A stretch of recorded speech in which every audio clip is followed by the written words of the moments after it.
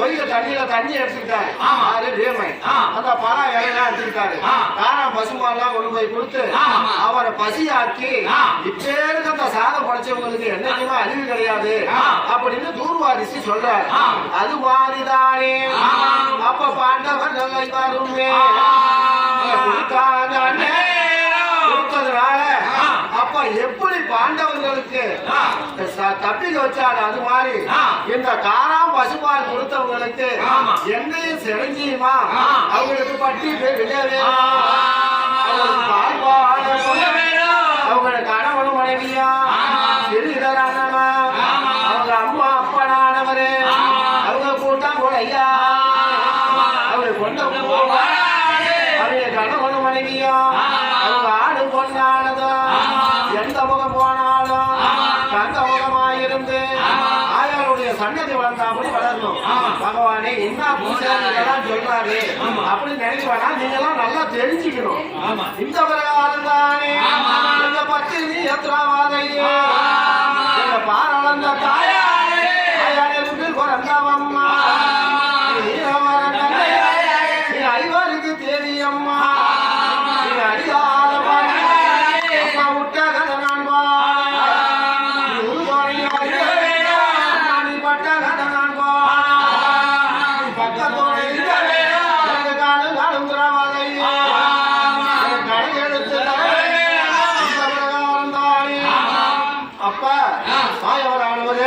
எல்லா காரியமும் செஞ்சாரு.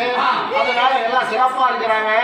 இந்த பிரகாரம் தானே அப்ப பராசருக்கு பிறந்தவரும் வேதவியாசரும் வந்துட்டார்.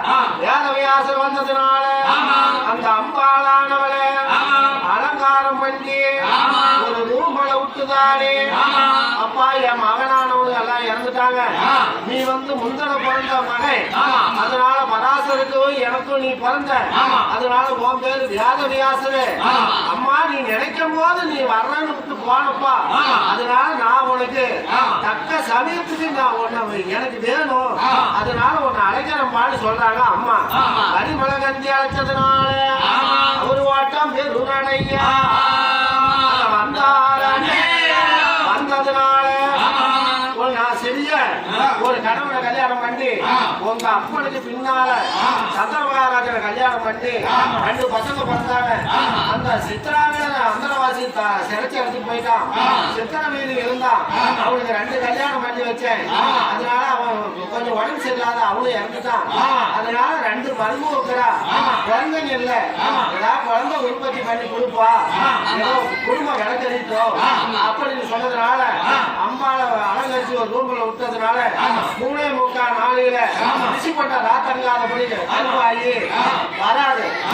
அப்ப வந்ததுனால அப்ப பராசருக்கு பிறந்த வேதவியாசன் வந்தாரு.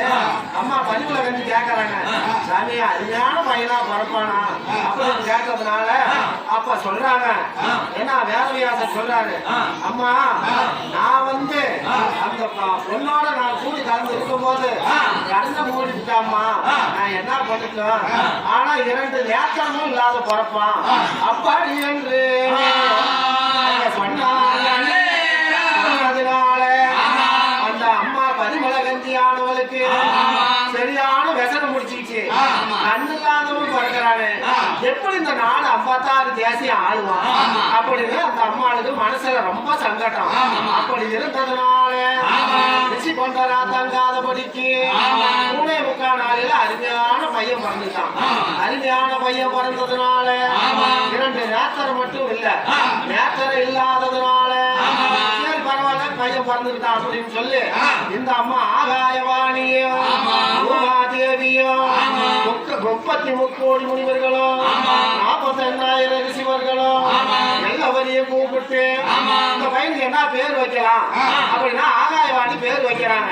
இவனுக்கு பேர் வைக்கலாம், இவனுக்கு என்ன பேர் வைக்கலாம்னா திரகராட்டின்னு 3 தாரம் பேர் வச்சுட்டாங்க. திரகராட்டின்னு பேர் வச்சதுனால இன்னும் சிவகாலம்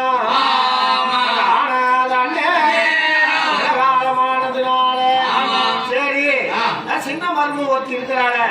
அவளை அலங்கரிச்சு ஒரு ரூம்ல விட்டு இந்த வேதவியாசர மகனை அழைச்சு அப்பா இவளுக்காக அருமையான ஒரு புத்தகம் கொடுப்பா. அப்படி என்று சொன்னாங்க. அப்படி சொன்னதுனால சரி அம்மா, அதனால என்ன குடும்பம் எனக்கு இருக்கணும்னா பசங்க வேணும், ஆதரவு வேணும் அப்படின்னு சொன்னதுனால நல்லா அலங்கரிச்சு அந்த மருமகளை கூப்பிட்டு, அம்மா நீங்க அண்ணன் மட்டும் மூடிக்கிறாங்க, அந்த நல்ல குழந்தைய பிறக்கணும் அப்படின்னு சொன்னதுனால சரி அந்த பிரகாரமே கண்ணை மூடாத நான் நல்லா இருக்கிறேன் அப்படின்னு சொல்லி போய் இருந்தாங்க. அப்படி இருந்ததுனால மூடி கலந்து இருக்கும் போது இந்த அம்மாள் ஆனவங்க வெள்ள துயில் உளுத்திருந்தாங்க. இப்ப நீங்க பணம் கட்டிக்கிற மாதிரி வெள்ள துயில் உளுத்திருந்தாங்க. வெள்ள துயில் உளுத்திருந்ததுனால அப்ப பயந்துக்கிட்டாங்க.